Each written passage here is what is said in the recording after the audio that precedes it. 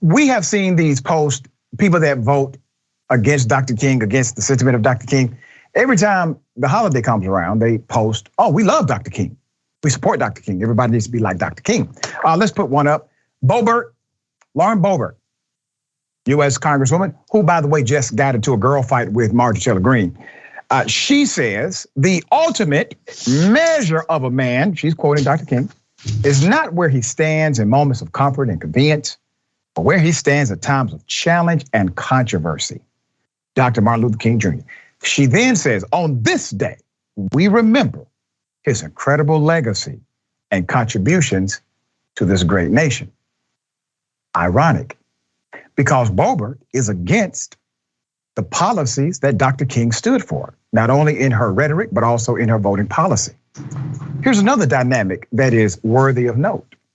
She says the ultimate measure is not where you stand in moments of comfort and convenience, but where you stand at moments of controversy. Well, Boebert, you were standing with Matt Gaetz in a moment of controversy. You were standing with a man who is under criminal federal investigation for trafficking an underage child for the purposes of sex. That's who you were standing next to, okay? It was a moment of controversy for your party. You backed him. That's your guy. He's your leader. He brokered the deal and looks to be a power player, even though he's under investigation for trafficking an underage child. All right, so let's talk about this dynamic that seems to sweep over social media every King celebration. While they will say, well, you're radical if you believe in, and they will list principles that Dr. King stood for, right? They say we're radical because we believe like Dr. King. Then on Dr. King's birthday celebration, everybody loves Dr. King. Let's talk about this. Rickey, what are your thoughts here? Yeah, I find it interesting. On Dr. King birthday, people to the way right always quoting Dr. King and go against everything, turn around and go against everything that he stood for, and it's just the biggest hypocrisy I have ever seen, or whatever, for people to be quoting Dr. King and tweeting about Dr. King, and they're against everything, like we talked about earlier, like voting rights, and just look at all the gerrymandering that's going on, just making it hard for Black folks to vote. And police brutality, among other things. And these are the things that Dr. King talked about and stood for, and died for, again, almost everything. Because, here we are still following Dr. King's theology to this day or whatever, and they're against everything. So it's like I'm trying to be nice, but a bunch of hypocrites, pretty much. And they say something in some of the quotes, they compare some things out of the Bible and things about Jesus Christ himself. The so-called, we love God and we love Jesus or whatever, but you hate people of color and you're against people of color. So I can go all day about that, but we don't have enough time. Yeah, Rickey, and they are hypocrites. So we're having some technical difficulties. Hopefully we'll get Dr. Richey back, but he wants us to carry on, and so that's what we're going to do. We're so glad that everybody's here with us tonight. Rickey, you're absolutely right. And when Dr. Richey pointed out what Boebert had to say, Dr. Bernice King went at some of the politicians like Boebert and explained to them that what my father stood for, you pretty much are antithesis of, and I'm paraphrasing her, you need to study a little more. And I have one of those tweets right now. It was Senator Blackburn had said the same quote, today we celebrate a man committed to a vision, et cetera, like they always do about this time. Yeah.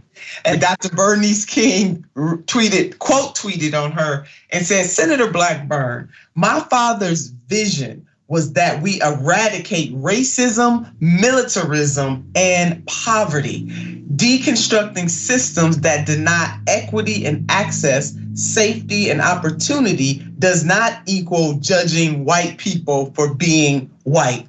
I invite you to study the KingCenterInstitute.org. So she just dropped the mic on her. You need to study some stuff.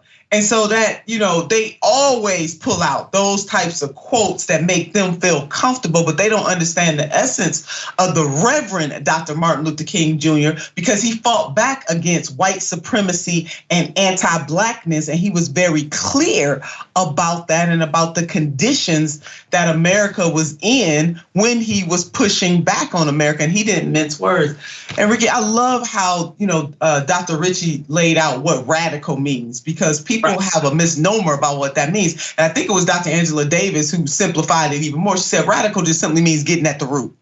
And Dr. King definitely got to the root.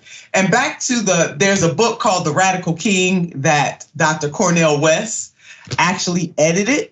And in that book, he really lays out the Martin Luther King, the Dr. Martin Luther King Jr. that we rarely hear anything about. And so while President Joe Biden went to Ebenezer Baptist Church and gave his speech about what we need to do, as if he don't have the power to make some of those things happen, or at least be on that soapbox so much that people truly know where he stands.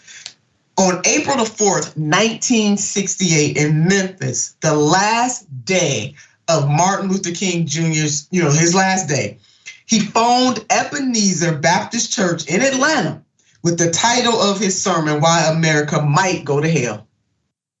Might go to hell. If he had preached this sermon, the Radical King would be more well known. And that's Dr. Cornel West. I'm taking that excerpt from his book. So Dr. King didn't mince words. He got down to the root. Now, he didn't give that speech, but had he given that speech, people would know who the Radical King was. Now, at the time, Rickey, and I want you to respond to this, when Dr. King really came out against the Vietnam War, he came out and said militarism, materialism, and racism. When he did that, he messed with some folks. They were like, oh no. And it wasn't just white folks, it was black folks too. At the time that a poll was taken, only 72% of whites did not like Dr. King. And check this out, 55% of blacks did not like his position on the Vietnam War and the way that he was fighting against poverty. What are some of your thoughts about how that could be the reality in the 60s? And fast forward, if Dr. King was advocating for those same things in 2023, I think his approval rating might be around the same. Yeah, it's interesting you say that. Anybody on the left or anybody that's fighting for civil rights and fighting for things that that matter or whatever, it just seems like they just get demonized. Social Security, healthcare. Look what they did to President Obama when he was trying to get healthcare for everybody, and they demonized Obamacare.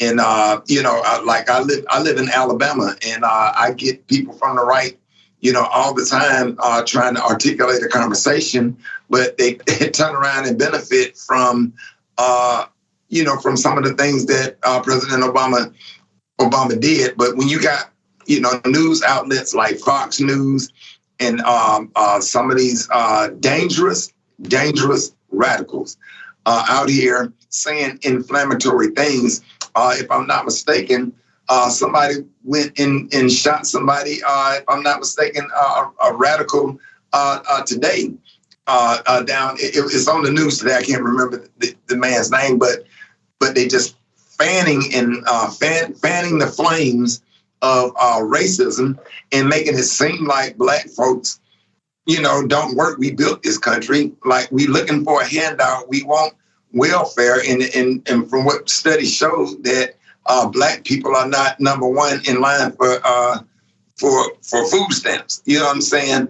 And I just, it's really sad. I know my point is all over the place, but just the hypocrisy, Senator Turner, of how they would quote Jesus Christ and have so much hatred, and quote Dr. King and have so much hatred and racism and white supremacy is just absolutely unbelievable. To love Dr. King and quote him today, yesterday, on his birthday, and to talk about Jesus, Bible toting, Bible thumping, or whatever, and you hate people of color. And a lot of them actually voting against things that would help them.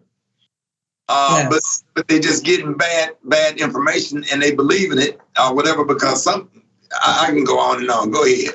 But no, they do believe it. I mean, you're absolutely right. And there really is no rationale for this other than you continue to see other people as some kind of threat to your quality of life. Right. And that is not the case. And because the Reverend Dr. Martin Luther King Jr. did indict this country, he was very clear about it.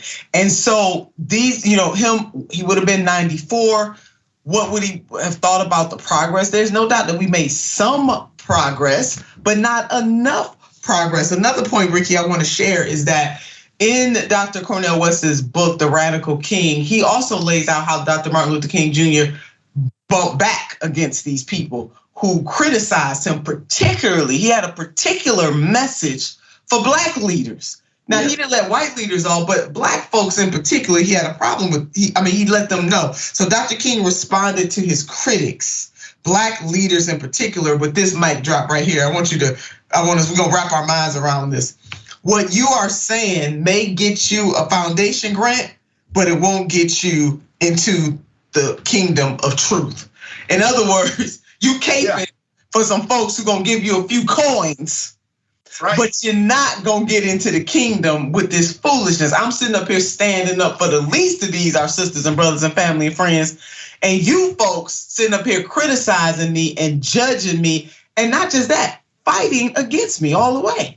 Absolutely, and at that point, I think when Dr. King was telling the truth and started ruffling feathers, it probably that's when they decided to assassinate him, which of course they had been trying to assassinate him for years. But I just couldn't imagine being Dr. King and dealing with what he dealt with it and going through what he went through or whatever. That's why I love and honor him.